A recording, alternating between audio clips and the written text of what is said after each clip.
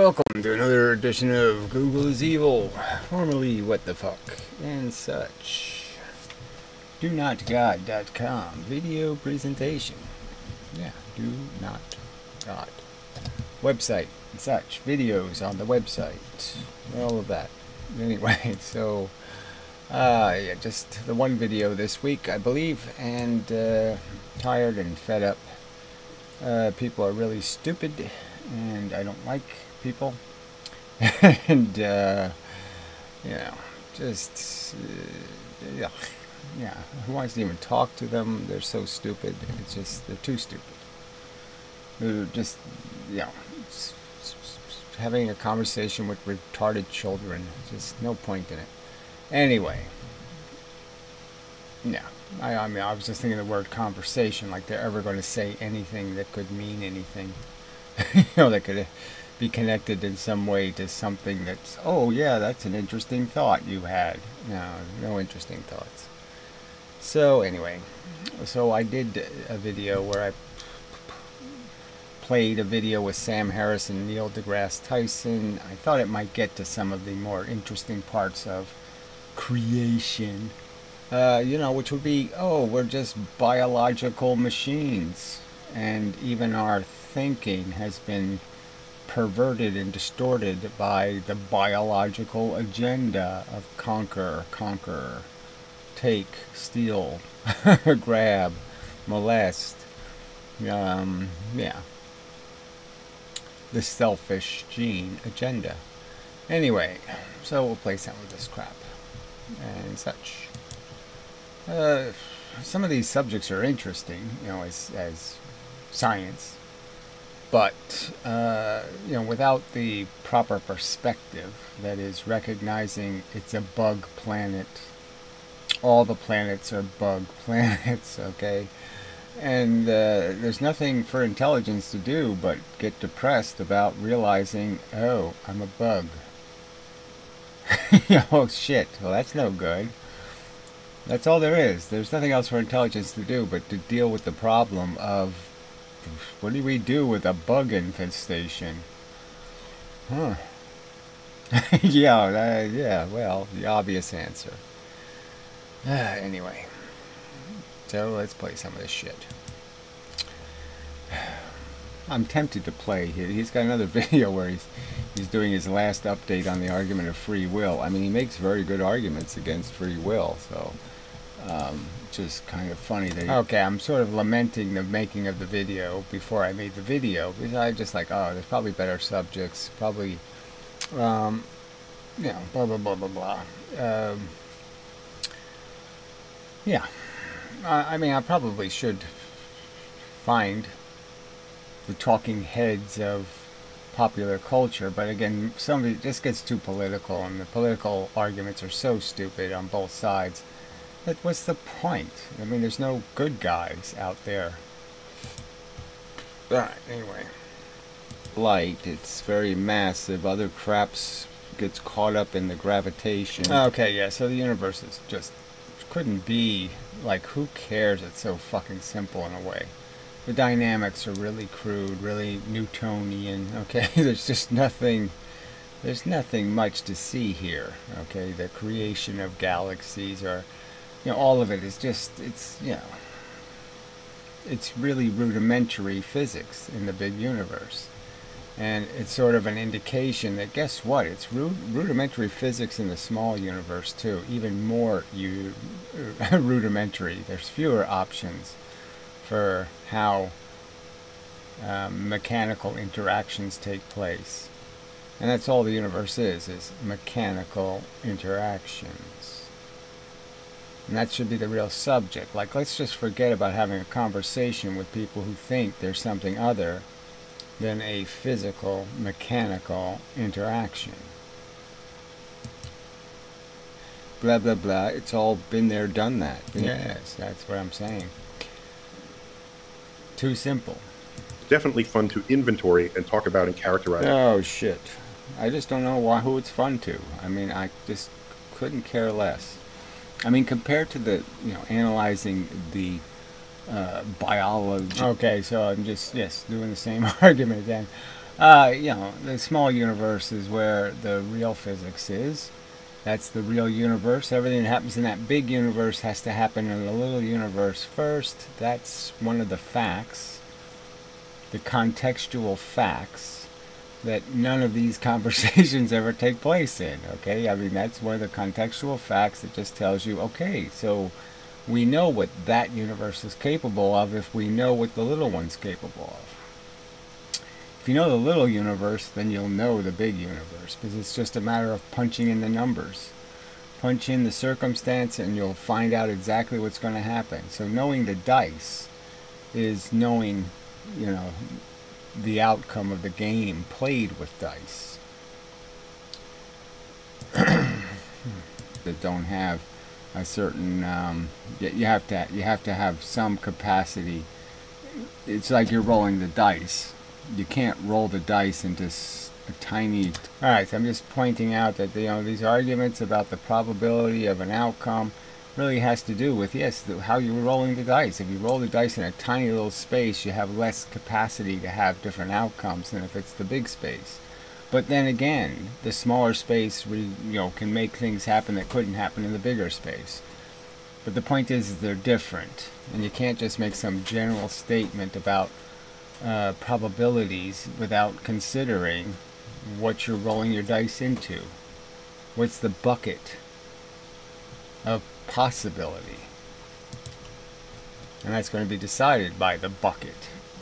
The bucket's going to tell you the possibilities, not the person throwing the dice. You could be doing the backstroke in your warmed hot tub. So this notion that we want to look for planets and look for a habitable zone, a Goldilocks zone, may be needlessly restricted. Alright, so this is, you know, so clearly he's argued for all that crap in the past, that, oh, he's talked about it, the Goldilocks zone. Maybe it's even a phrase he, you know, Carl Sagan made up, who knows? You know, and he's just a mentor of, or whatever, a follower of, a groupie of. So anyway, but it still holds true. It's just a fact that there's places in the universe that are too cold and there's places that are too hot. And the fact is there are places where you can have lots of chemical interactions. So yes, if you're going to bet on a location for a complexity to arise, it's probably going to be in a certain zone, okay, that's not too cold and not too hot. Duh. And he makes those arguments and he pretends, well, it's not really all that. Well, it is sort of all that. It sort of is important that you're within this little 100 degrees. Directly below it, silicon. So every atom you can, every molecule you can make. Alright, so now this whole silicon thing again, this is such an old, tired, who cares argument. Who cares what building blocks you use as the chemistry? Yes, there's all kinds of chemicals that can do all kinds of interacting. What you know is there's not going to be a whole lot of helium or something. You know, some sort of substance that doesn't interact much isn't going to be what life is going to be made out of. You're not going to make it out of stuff that doesn't combine into bigger and bigger molecules. So yeah, you just look for stuff that's in a lot of molecules. Like oxygen and hydrogen. Fuck, but anyway. The whole idea of a base, you know. Builds two copies of itself, and then they launch to other planets. Okay? And so this isn't Fermi's argument. So I like that. I like where this is going, just because, yeah, I've had the same idea. But alright, so now it's just the Fermi paradox was a big part of the subject. Well, big hunk of the, you know, conversation. Just in the argument of if there were intelligence out there, wouldn't it have done something already? So this is it's best used as an argument against people who think time travel would be possible, because obviously they would have already gotten here, right? If the time machine could be made and the aliens existed, they would have already been there and done that. And there's no evidence they've been there and done that. So, blah, blah, blah. Not something we're going to invent. And if we were going to invent it, we would have already used it. Blah, blah, blah, blah, blah. And there'd be stories about the time traveler. There's no stories about the time traveler. That the feet, no credible stories.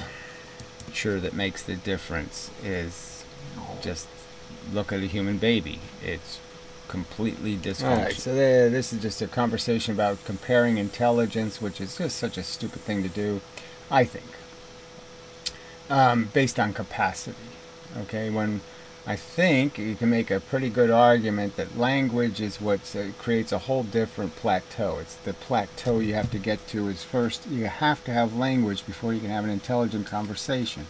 You have to have language before you can read the stored information, the data you collect over thousands of years. You have to have language. Language is critical. So there's no point in comparing the intelligence of organisms that don't have language with ones that do, because it's not a fair comparison. And again, that's not so much about capacity, it's about quality. You know, you could argue that even now there's people who have lots of information. They know a lot of trivia. They've memorized all the capitals of the world, and you know, they know the geography, and they know the median income, and they, you know, or they know it about every baseball player. I mean, I knew a guy who was like that. He had every statistic in baseball memorized, and he was, you know, he memorized jokes, so he knew a ton of jokes, and that was his whole life. He didn't, but he didn't know how to, you know, wipe his own ass. I mean, otherwise he was a fucking imbecile. So that's the joke. It doesn't do you much good.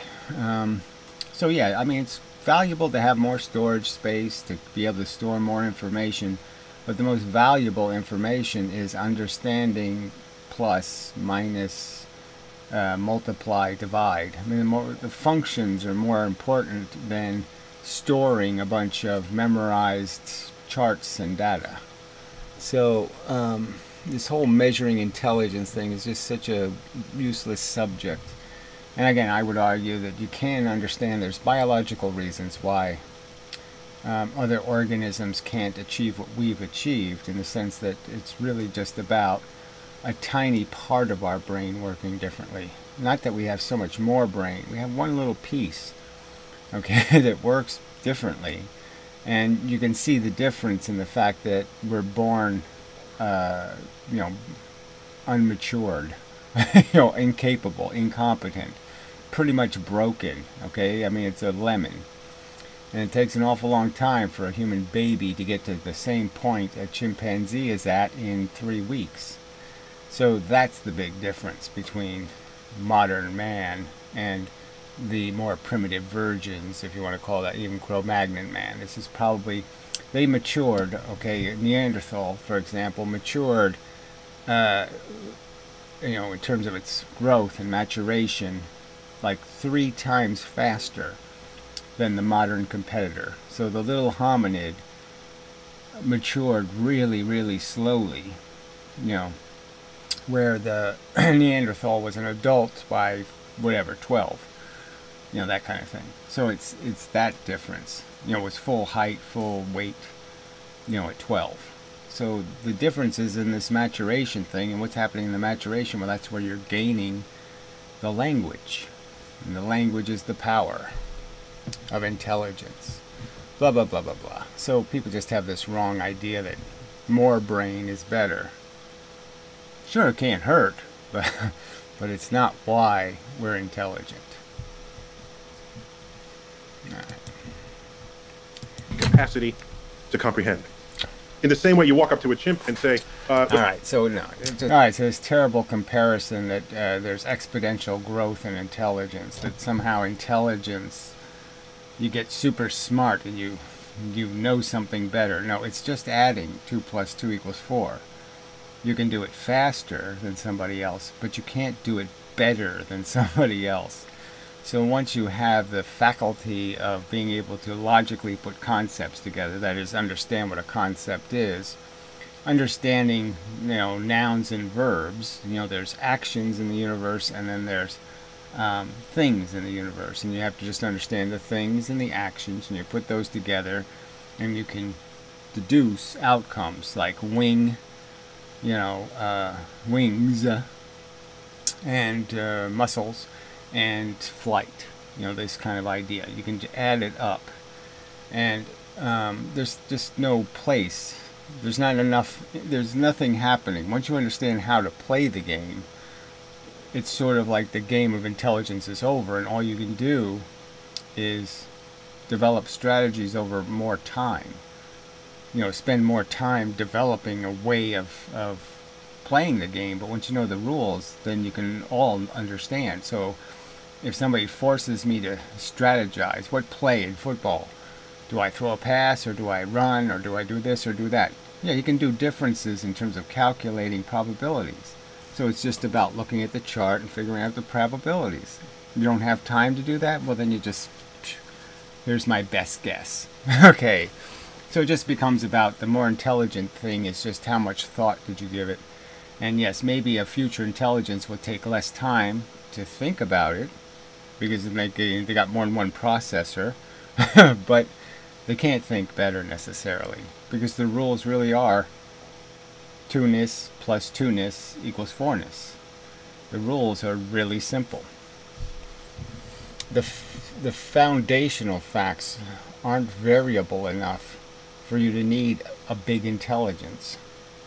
You don't need a big intelligence to know the earth isn't flat and that there's no fucking God. You don't need a big intelligence to do that. The first life fed on a certain chemistry. And then alright, yeah, this is another kind of interesting part of, when people think about what life did on this planet and what evolution requires, is first things have to learn. Okay, they have to, one of the first features that has to evolve is death, dying. You have to figure out that you have to kill, if you're going to reproduce, you're going to have to kill the old copies, or the inferior copies. And so that's one of the first things it has to figure out how to do, is to kill the thing you're trying to make to win the fight. So you're trying to make soldiers to win a fight, but you have to realize that, well, if I make soldiers that are immortal, I'm going to be in big trouble if I win. If I win the war, I'm going to have soldiers everywhere. It's going to be a big problem. So I have to have a mechanism that actually kills some of my own soldiers, because I can't allow them to win, okay, without some mechanism that forces them to eventually lose. And life had to learn that. So life went through versions that failed because they were successful. They converted everything into themselves, copies of themselves, and so they just made so many people that there was no island that could hold them, and the island sank and they drowned, that kind of thing. I mean, they drowned in their own sewage. They suffocated because they made so many of them. They, sucked up all the air and sucked up all the water, and so things had to learn to parasite, to cannibalize their relatives.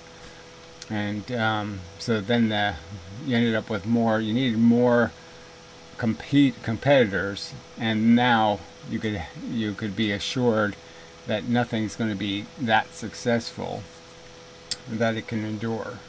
So then the rules change again. So the rules change to, you've got to kill them, and then the rules switch back to, well, maybe killing them is a bad idea. So anyway, it's an interesting subject. I'll say that for it. Some other planet occupied by smart enough beings to make chemistry, right? So we've taken natural chemistry's maximum diversity and we've magnified it. All right, so the argument is that we can do most of these experiments to demonstrate the probability of life by just looking at this planet and recognizing that there's only one brain cell. There's no other version of a neuron. There's no other version of a thinking machine. And you can do that with all these properties that living things have and draw the conclusion that it can't be very likely. That the events that took place that created it have to be kind of rare, because nothing's doing it any other way than this one single way.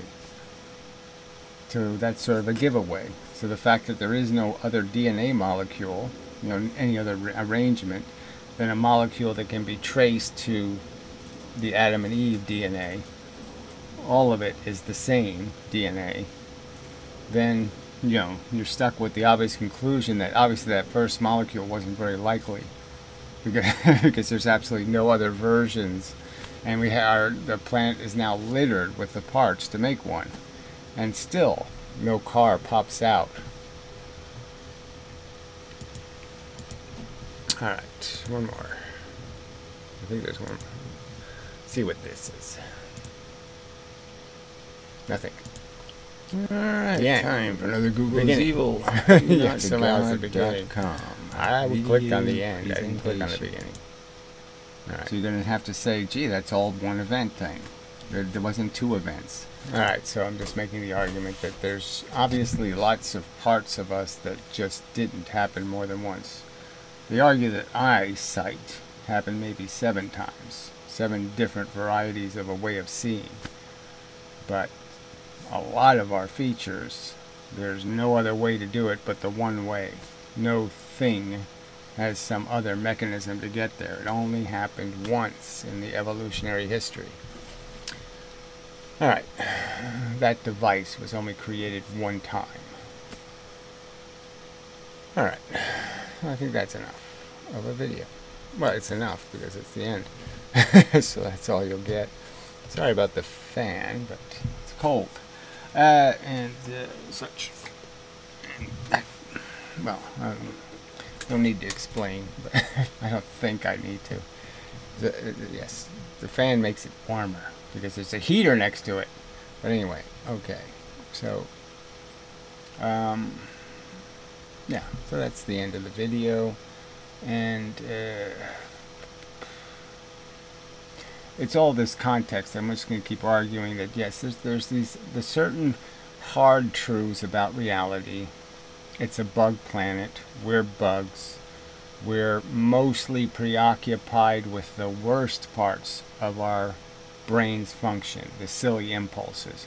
And we spend most of our life either being a slave to those impulses or doing all of this work inside of our own character to try to diminish their effect on us and still feel good. And still feeling good part is the tricky part. So, yeah, so there's no point. We're doomed.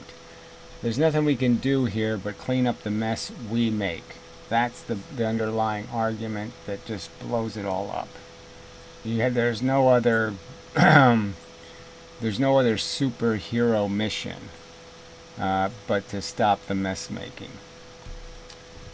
Don't make a mess, you don't have to clean up a mess. I mean, it's that it's simple an argument. Prevention.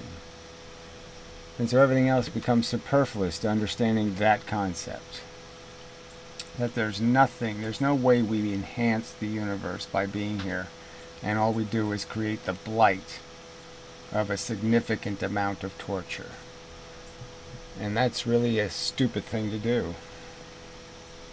To spend torture to buy bullshit is stupid. Alright, so that's all you need to know. So you don't need zillions of neurons to understand, yep, we're just being gamed by a DNA molecule. Let's quit doing that. Alright, so till the next time and such and so forth and whatnot. This has been Google is Evil, DoNotGod.com video presentation and such.